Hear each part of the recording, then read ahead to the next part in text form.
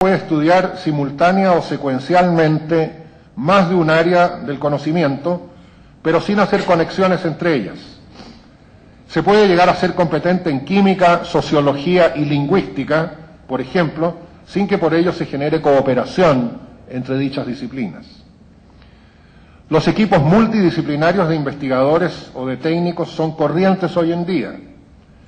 En ellos, los miembros hacen sus análisis separadamente desde sus respectivas disciplinas, y el resultado final no es más que una serie de informes empastados juntos, sin ninguna síntesis integradora.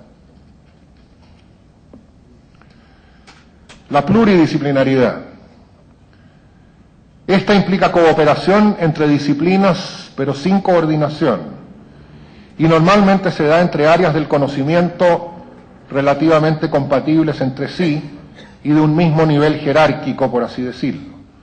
Ejemplos serían la combinación de física, química y geología, o de historia, sociología y lenguaje. El estudio de cada una de ellas refuerza en algún grado, el entendimiento de las otras. La interdisciplinaridad. La interdisciplinaridad ya se organiza a dos niveles jerárquicos. Connota así coordinación del nivel inferior desde uno superior. Dicho en otros términos, se introduce un sentido de propósito cuando la axiomática común a un grupo de disciplinas se define en el nivel jerárquico inmediatamente superior. Ahora bien, cabe definir lo que debe entenderse por niveles jerárquicos. Las disciplinas que enumeré hace un momento en forma horizontal pueden considerarse como la base de una pirámide, identificable como el nivel empírico. Inmediatamente más arriba de este grupo de disciplinas hay otro que constituye el nivel pragmático y que incluye áreas tales como ingeniería, arquitectura, agricultura y medicina. Un tercer nivel sería el nivel normativo, que incluye, entre otras, planificación, política, diseño de sistemas, diseño ambiental. Y finalmente, la cúspide de la pirámide correspondería a un nivel valórico que incluye ética, moral, teología y filosofía, entre otras. Así se define una pirámide jerárquica en que el propósito de cada nivel está dado por el inmediatamente superior.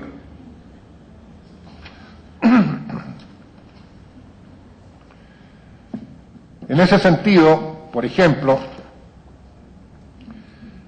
medicina es interdisciplinaria al otorgarle un propósito definido en el campo empírico representado por biología, química y psicología. Biología, química y psicología están en la base. Medicina está en el siguiente nivel jerárquico. Y desde ahí se interdisciplina, dándole sentido a las tres. Del mismo modo, agricultura define propósitos de química, suelos, sociología y biología. Estas son interdisciplinas propositivas. Un ejemplo de interdisciplinas normativas es la planificación, que define el propósito de disciplinas tecnológicas como ingeniería, arquitectura, agricultura y medicina. Y finalmente, los principios éticos y filosóficos definen los propósitos de la planificación y de las políticas y dan origen a la interdisciplina valórica. La transdisciplinaridad. La transdisciplinaridad se da cuando existe una coordinación entre todos los niveles de la pirámide. Niveles que ahora podemos describir de otro modo. Las disciplinas del nivel inferior de la pirámide, repito, agregando algunas, la base de la pirámide: matemática, física, química, geología, suelos, ecología, fisiología, genética, sociología, economía, ¿no? Las disciplinas de este nivel inferior de la pirámide describen el mundo como es. Aquí podamos aprender las leyes físicas de la naturaleza y los principios que gobiernan la vida y las sociedades. Este nivel se pregunta y responde a la pregunta: ¿qué existe? A través de la física podemos saber sobre cuánta, a través de astronomía podemos saber sobre cuásares y sobre la ley de la gravitación. La biología nos informa sobre la evolución de la vida y sobre cómo los organismos desafían la entropía como sistemas abiertos. En el otro extremo de la base, la sociología y la economía describen y explican el comportamiento de seres humanos racionales. El lenguaje organizador de todo este nivel empírico es el lenguaje de la lógica. El siguiente nivel, que contiene disciplinas como arquitectura, ingeniería, agricultura, ciencias forestales, industria, comercio, son básicamente tecnológicas. En este nivel, la pregunta que se plantea y se responde es ¿qué somos capaces de hacer con lo que hemos aprendido en el nivel empírico? Aquí sabemos hacer represas, caminos, fabricar computadoras y maquinarias, navegar por los mares y viajar al planeta Marte. Lo que este nivel no nos dice es acaso nuestras capacidades debieran ser implementadas. De hecho, frecuentemente una institución especializada, como por ejemplo un Ministerio de Obras Públicas, puede caer en la tentación de hacer represas simplemente porque tiene los ingenieros capaces de hacerlas. El lenguaje organizador de este nivel pragmático es el lenguaje cibernético, que enfatiza solo las propiedades mecánicas de la naturaleza y la sociedad. El nivel normativo, que es el tercero, planificación, diseño, políticas, derecho, se pregunta y responde ¿qué es lo que queremos hacer? En las sociedades democráticas las respuestas suelen estar sometidas a votación, aunque no para decidir si se construyen o no represas, sino para elegir administradores con o sin propensión a construirlas. Un buen ejemplo de aporte del nivel normativo es uno de los resultados del movimiento ambientalista, que es la evaluación de impactos ambientales. Ese es un caso claro en que las personas tienen capacidad directa de influir en lo que quieren que suceda en su entorno. El lenguaje organizador de este nivel normativo es la planificación.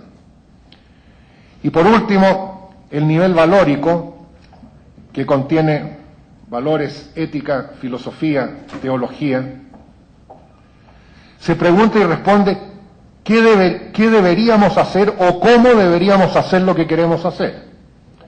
Este nivel va más allá de lo puntual, apunta a las generaciones por venir, al planeta en su conjunto, a una economía en que las personas importan, busca respuestas éticas, al manifestar una preocupación global por la especie humana y por la vida en general.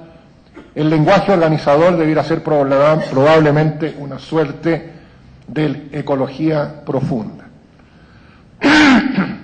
Pues bien, dicho lo dicho, resulta fácil constatar que no existen universidades transdisciplinarias.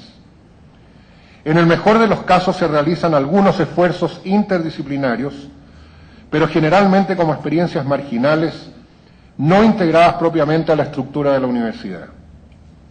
Los departamentos, los institutos y desde luego las facultades continúan sustentándose en disciplinas aisladas. También se constata, por ejemplo, que en la medida en que por influencia del lenguaje económico convencional se incrementa el credo en torno a la eficiencia del mercado, van quedando de lado o de plano excluidas consideraciones y planteamientos valóricos, éticos y políticos. La economía, tal como se la enseña en las universidades, pretende ser una ciencia que hace caso omiso de los valores, como se llama en inglés Value Free Science. Es más, se presume que al incluir valores, los procesos económicos corren el riesgo de distorsionarse. No debiera sorprender entonces que, por ejemplo,